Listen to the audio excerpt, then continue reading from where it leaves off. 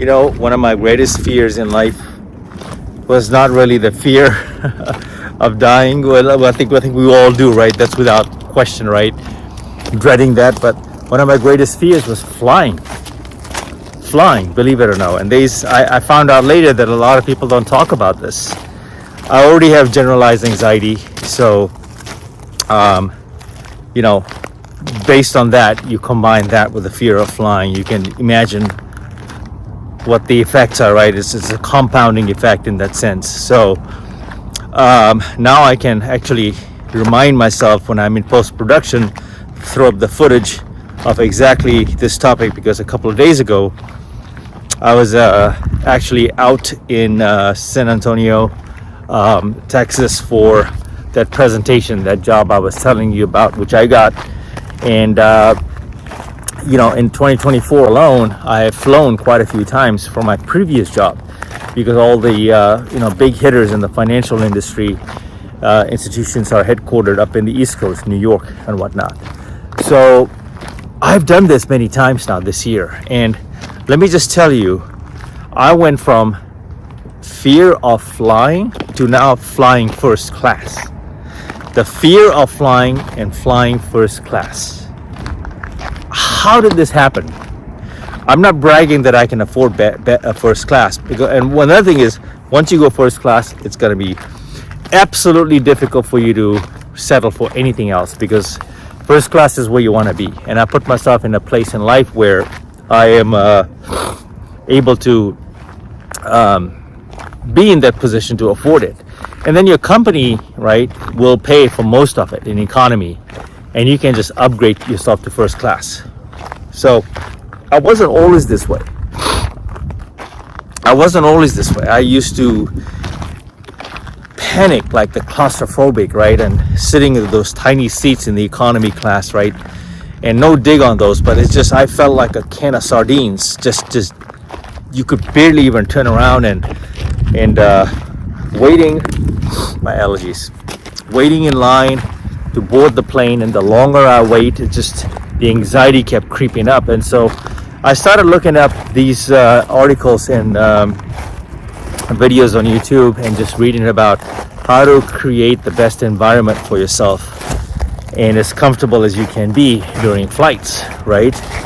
And during flying. And so the things that I could control were showing up early to my flight, even if it meant 2 to 3 hours in advance, because there's something about airports, right? Sitting around and just people watching. I don't know if you like me, I love the people watching aspect of it. So and then you just watch, you know, planes taking off, landing, taking off, landing. It's very therapeutic. And then you see many people from many walks of life that you know, that transient, right? So at the airports, and especially Las Vegas is such a, is one of those states that people are coming and leaving, and it's so touristy. You see people from different walks of lives. It's amazing, right? So that's what I love to do. I enjoy that. And then having a couple of, you know, a whiskey on the rocks. And so I started treating these trips and training my mind to start looking at it as a reward system, rather than fearing the plane is going to crash or the turbulence. I wouldn't say I'm completely over that. I think we all have a nervous anxiety factor when we are, you know, up in the air and someone else is controlling the cockpit, right? And so I think it's more of that than anything else. It's like I cannot control that, and I need to control that, right? Because I'm not flying the plane, and we're so used to driving our own cars that when we were at 30-something thousand feet up in the air, you just gotta pray a little bit, right? But I started snapping out of that slowly the more I started flying for work. And the way I got over this fear is I got so sick and tired of feeling fear. I got so sick and tired of feeling scared. Let me repeat it. I got so sick and tired of feeling the fear that the fear was just paralyzing me, and I couldn't enjoy anything when it came to flying. When someone would ask me to go, you know, to fly to another state, I would try to prolong that and find a way and a reason to not fly.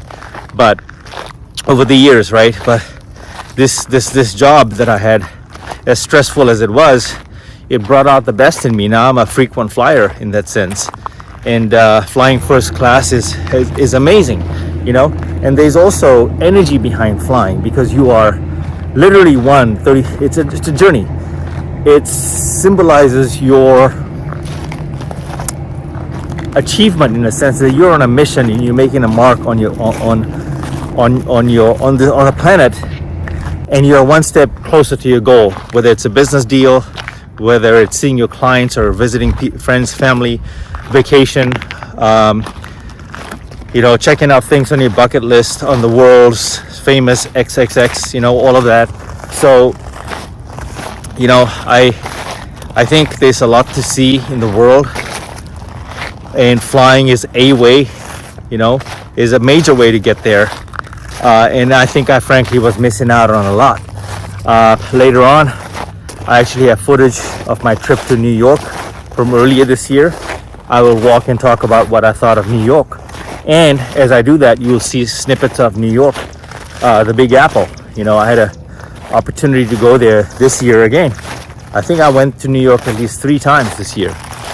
And New York is not my cup of tea, though. I don't like New York as much. But the first class, you know, flight is an experience that I just look forward to, because you get first priority. I also have TSA pre-check, right, which means, and clear, which means you just skip the long lines, and less than, like, I think 5-6 minutes you are in security and out the other side. Like, you don't have to take your shoes off, none of that. It's very, let me just say, if you have a clean background, if you have, you know, if you've taken care of your business on the personal side, yeah, your credit, no criminal record and all that, having clear and pre-check is the best thing you can have. Like, you're not worried.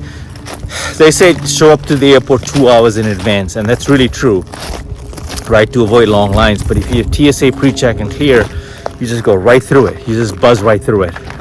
So you could show up an hour and still be beautifully in and out through that checkpoint line, enjoying a drink and just hopping on your flight. And you know, first class, that cabin, that whole section is just first class, as the name says. You have all the space. You have like almost 1.5 times the room than the normal seating, and you're not crammed. You can breathe. It feels like you're sitting in a V8 AMG that's actually yours. And I use the analogy is because I have a V8. I have an AMG CCS. And that's how I look at it. And when the plane starts taking off, you're so nicely cushioned in your seat, first class, right? And you know that as soon as the captain says, okay, safe to remove your seat belts, or you're free to roam around, you're gonna be getting the service, all the premium drinks, the premium food, right? The snacks, and you just get the royal treatment, and it just makes your flight that much more memorable. And so the landing for me is a little nerve-wracking, right? The takeoff has been better for me recently. It's become the landing. The turbulence, you know, it hasn't been so bad, I would say. And I don't want to jinx myself, but it hasn't been so bad.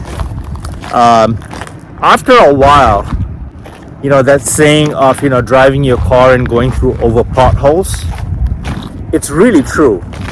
It's really true. It definitely feels like I started paying attention to that. Of course, I got some therapy around, you know, I heard some podcasts about flying and all that, and all of that over the years to break out of the fear of flying. And I would say I'm 80% better now. Like, I can deal with it, actually. And so I got used to the bumps and the, you know, turbulence and the air pockets and all of that. And I directly now in my mind program and think about it like I'm in a car and I'm driving. You know, there have been times where I got so comfortable, I forgot I was in a plane. Like, you become in this therapeutic zone, and you just, of course, if you have a drink or two, and if you had a long day at work and conference, which I typically do, on your way back, I'm like snoring. Right? was like, wait, am I in a plane? Feels like I'm in a bus, like a tour bus. And it's an Airbus. So go figure, right? They call it an Airbus, right? It feels like that. Like damn, this is kind of cool, you know? And that joy I'm sharing with you. Then I also came to a point where when they said, thank you for flying with us, I'm like, what? Are we there already?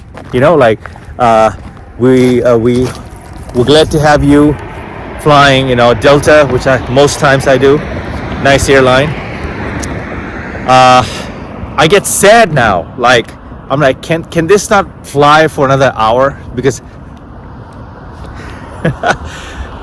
I can't believe I'm that guy. Like, I'm talking about this. You see what I mean? So I went from the fear of flying to now doing the hardest thing that paralyzes you, right? To now absolutely loving it. So the lesson learned in all of this is that, well, I clearly know not everyone can afford first class. So, you know, you got to treat people with that kind of respect too as you pass them through, and they may accidentally come in your section. And I can see people peeking, you know, wondering. And one day I'm going to gift someone a first class flight. One day I'm going to do this to a random person, and I'm going to have them sit with me or sit wherever they want to sit. But there's something I want to do and see their reaction, because I am so spoiled now that I'm jealous of the person now experiencing first class. I want that feeling. I want to go back to day one. I want to just go back to ground zero. I am that humble. Like, I want that feeling, the newness again, you know? Now for me, it's like, okay, I'm here. This is my first class. I've done this before, and okay, I'm good. And then, of course, what's also kind of sad is when people are passing you by, they don't want to make eye contact, but they see you, and I already know what they're thinking. Like, what did you do to sit here? You know, what did you do? And I used to wonder the same thing. It's like, how did you guys manage to afford this? What makes you guys so special? And I realized that I am just no different than anyone else. Is I spent a lot of years of my life eating shit. What a lot of people don't see is the amount of time that I've been unfortunate and missed out on so many opportunities in life. I've lost a lot. Like, I talk about this on my channel. You can find many videos where losing is also a lifestyle, right? But choosing to find a way to win, that's even a better lifestyle. That's more rewarding, and that's separates the winner from the not so winners, right? So that's my little story about flying and how I have embraced flying today. As a matter of fact, I'm about to book my trip to San Mateo, California, to see one of my best boys. I went there earlier last year to see them. So he's not doing well health-wise. I have another uncle of mine who's in his 80s, and he is in his final few years. And I talk about him, my cousin brother who just visited me a few weeks ago, and my father. We also play soccer, and that uncle of mine used to be my teammate, and we would beat my father and my cousin most times because I scored a lot of goals.